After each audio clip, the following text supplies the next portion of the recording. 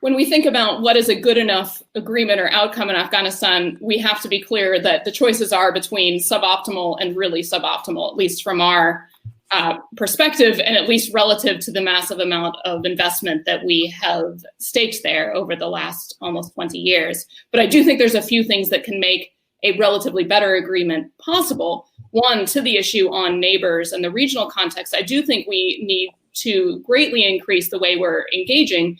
Afghanistan's neighbors can be either a partner in trying to bring about a better outcome, or they can be spoilers in this endeavor. And over the last 4 years in particular, we've tended to view the entire globe in terms of great power competition.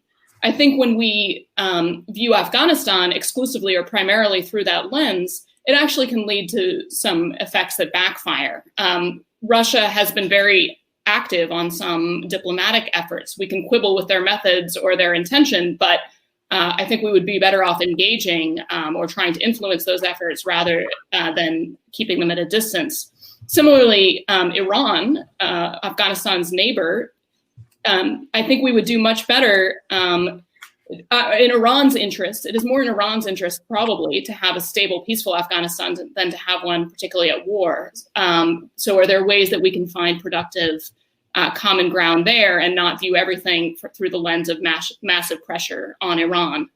The other ingredients I would point to on salvaging this better outcome, relatively better outcome, again, empower the diplomats. I commend the Trump administration for naming Ambassador Khalilzad and allowing him to go forward, but I think it was always unclear to what degree he spoke for the president. You may remember President Trump can dramatically sort of rip the rug out from under him at a moment's notice. So we need to have an empowered negotiation. We need to resource the diplomatic side. We've covered that already.